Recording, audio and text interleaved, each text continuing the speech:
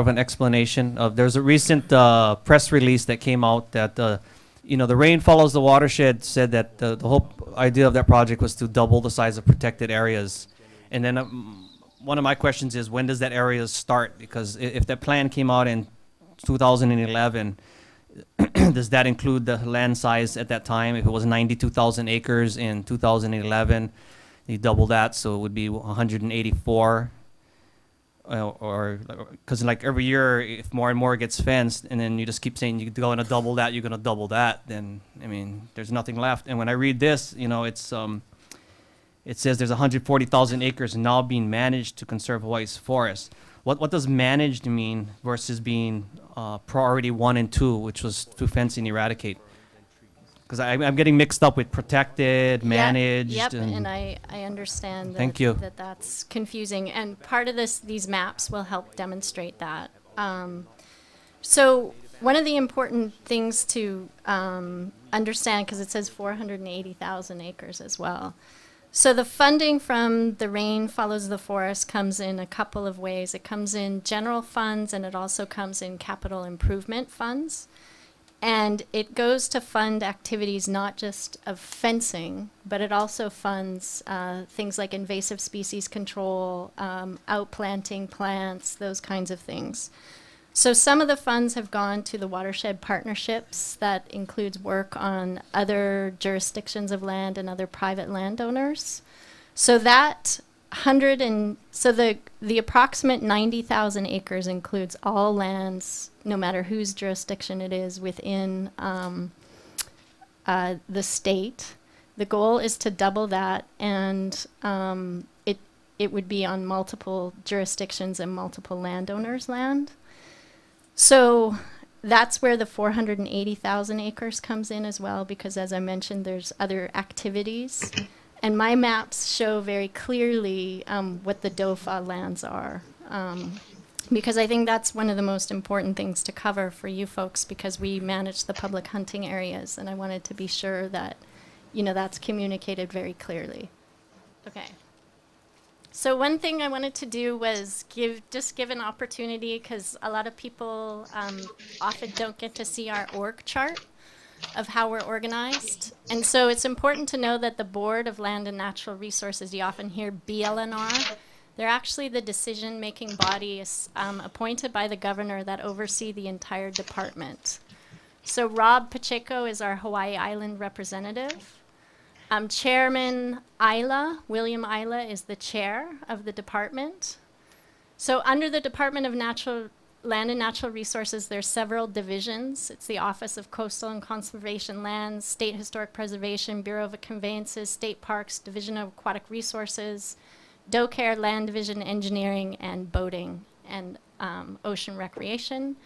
Just so you know how Division of Forestry and Wildlife is cut up, I put up our main programs over there, particularly retaining to Hawaii Island Branch, which is we're cut into forestry, Na'alahele, wildlife, and the Natural Area Reserve System. So I just wanted everybody to see that, how we're organized. So Division of Forestry and Wildlife, we're the largest line division within DLNR. We have 200 civil service employees, and there's 200 other kind of contract employees that we oversee. We are actually the oldest forest management agency in the United States. We were founded in 1903. And amazingly, we're the 11th largest in the US. We manage the most state acres in forestry out of in the country, which is we manage nearly 1 million acres in forest reserve, NARS, wildlife sanctuaries, plant sanctuaries, game management areas, and I also wanted to mention the endangered species component there. Because in Hawaii, like it or not, we have nearly 1/3 of all the listed species in the US. And when you consider we're only 0.2% of 1% of the land area that makes up the United States, that's a pretty substantial statistic.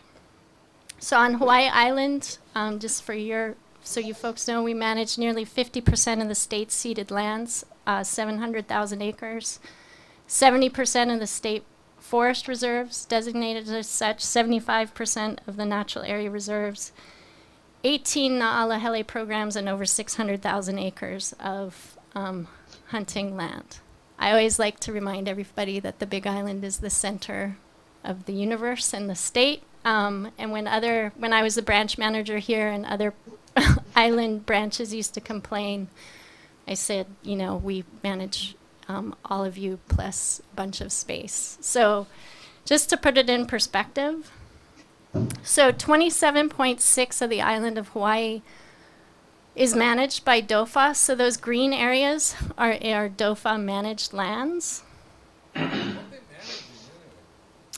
As I mentioned, they're designated as forest reserve, natural area reserve, game management area, plant sanctuary.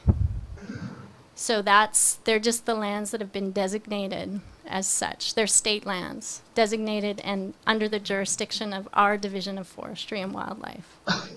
So there's other state land that are under the jurisdiction of Land Division. There's approximately over 200,000 acres on the island managed by Land Division.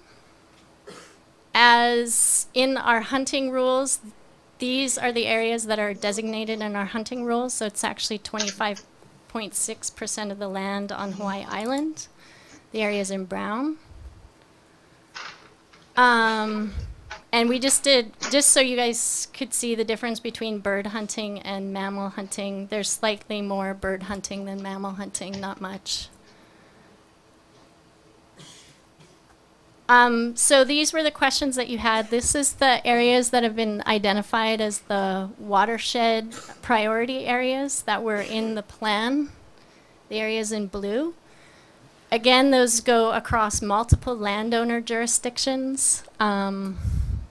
So 22.3% of the island is in that watershed priority area. Okay, so if you go back to the previous slide, Yeah. the majority of all that just came up. All the public mammal hunting ground. Yeah. Yeah. So, I have one that actually overlays the two of them. So right there. Oh, so that's the DOFAW managed lands that overlap with the watershed, and that's the hunting that overlaps with the watershed. Okay, I think that's the one. to be fenced and No, it's not. No. I'm going to show you that next, okay? So I was very, based on that meeting that we had when when Chair Isla was here, I really heard a lot of what you guys were saying, so I wanted to try and make these maps as clear as possible. Understanding which lands were in DOFAW, which lands were in public hunting. So when we look now, I'm going to talk purely about fencing on DOFAW land. So these red areas are the lands that are actually fenced right now, and 3.5% of DOFAW's land is fenced. The next slide I'm going to show you is are the projects that have already kind of been vetted and approved and what those include. So 3.5% of DOFAW land is fenced, 19.4% of DOFAW land is planned, for a total of 22.9%. But what I want to show you and talk about in particular is Mauna Kea. Mauna Kea, as you are all well aware, is a court-ordered situation. One of the significant things about Mauna Kea, and I'll move to the next slide, which is actually the hunting land that's fenced. So 1.4% of the public hunting is currently fenced, acreage-wise. And I believe that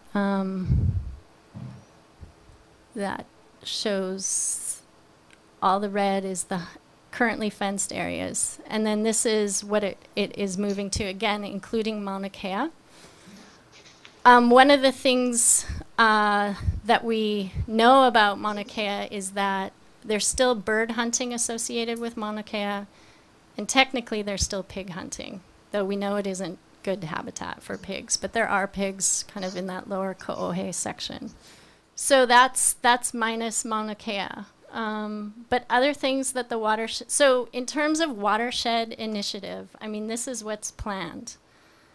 It's not the entire watershed being fenced. This is going to take probably 10 to 15 years to implement, and funding. Some of the fencing you're seeing, particularly associated with Puvava, is for endangered species protection. Oh, there's 21 listed plants there and several birds and also some other insects that are listed there. Hey, I'm sorry, you Stay on guys. topic, I was stay on asked to topic. present Yeah. the statistics. I'm showing these to you because, Thank you know, there's been a lot of talk, and I wanted to show you guys very plainly, you know, what we have on the books. So I just thought that that was the best way to do it. That what was such an alarming map were these ones. And when we don't have those fence lines associated with the watershed, and you hear about the watershed initiative, you think that that entire priority watershed is going to be fenced. Something I want to talk about associated with watershed, and I wish I had a pointer. Lisa, that's gonna stop right there. I'd like to just ask one question. See that even that part, if the 3.5% of DOFAW land is fenced, okay, currently, is that just fenced, or is that fenced and considered part of this watershed, or is it just fenced areas around the island? And It's fenced areas around the island because I figured that that was a far more important thing to cover the entire suite. 3.5% to 19%. That's more than a double. Yeah, but this takes into account some of the dry forest areas like Mauna Kea. Parts of that aren't considered the priority watershed. But I think that's part of the problem, because the watershed plan, you know, specifically said to double the size of the water. And I mean, it's not your doing or anything like that. I just want to let you know that that's why there's a lot of animosity and stuff, because when we start looking at numbers and sizes, and Right.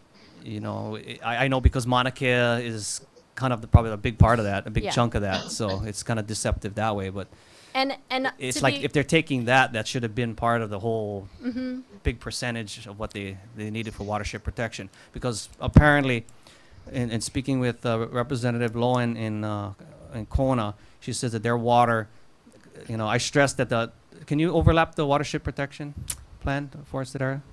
with the fencing. No, just where Oops. the actual watershed, the blue, yeah. Yeah.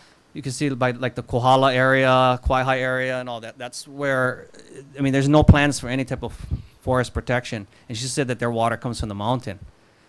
So if that's the case, then all of Mauna Kea should have been part of the watershed, which is 60,000 acres or whatever. So that should have been sufficient enough to almost double the size of protected area alone if they just included that. And what we see from 3.5% to 22% is quite large. So I know it's not your doing, and you just Tony, if I may, I felt it was more accurate and more transparent to show everybody the entire gamut versus just the watershed fences. And I think that would be deceptive. Yes. And I felt it was important to show all of DOFAW's projects on the books. Okay. And we appreciate that. Thank you. I appreciate what you're saying here. And the fencing is a very small part of this watershed plan at present. At that meeting on the 24th, Tony specifically asked Chairman Isla that given the watershed, if you want to get back to that watershed map just for 1 second, that watershed covers the entire area, and all of that is priority 1 and priority 2. The goal of priority 1 and priority 2 was to remove all ungulates, period. I mean, that, and Isla confirmed that. Tony specifically asked him, hey, if you had the money today, would you get rid of them today? And he said yes. So the goal ultimately is to, it seems like, remove ungulates from the island, which doesn't fly with the idea of, you know, hunting for our children. They said if money is available, that's when they do the fencing. And I'm talking from a perspective of reality of management on the ground and massive planning processes that have gone on. Kohala Watershed Partnership in cooperation with several of the private landowners as well. So, you know, in terms of the long term, like I said, probably next 10 to 15 years, these are the things that have been planned. So, you know, there is priority watershed that, depending on where that rain belt is important, but there's other activities associated with the watershed that are important, such as invasive species control. That includes things like, you know, if we have some new plant show up, like Myconia, say, starts moving into Kohala where it isn't right now, we would probably be able to use some of the watershed funding to control something like that out there. Starting to see the devastation. Yeah.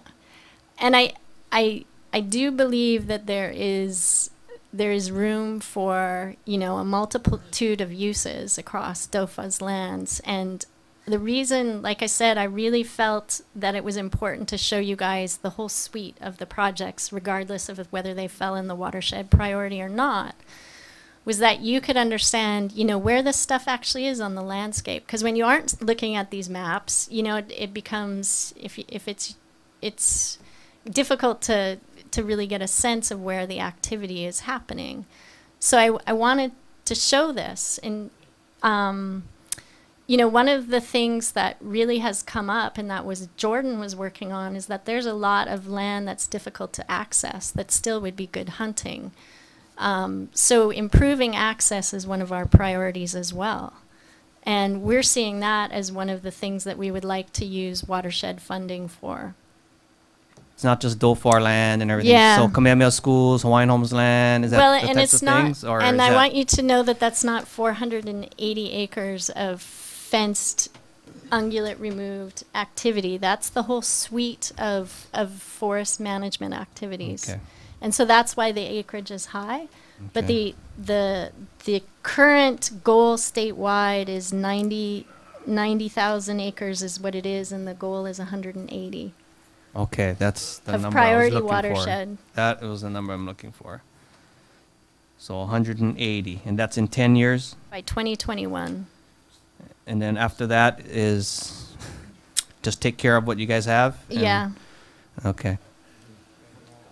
In the hunting community as a whole for quite a long time, we wondered why the resource, I just call them resource users. I hate to use the word users, but why resource users aren't considered a partner in this plan or any other plans. And I know when there's projects, they go out and they do a public review, or they go and get some people to sit on a, I don't know where, like Ka'u.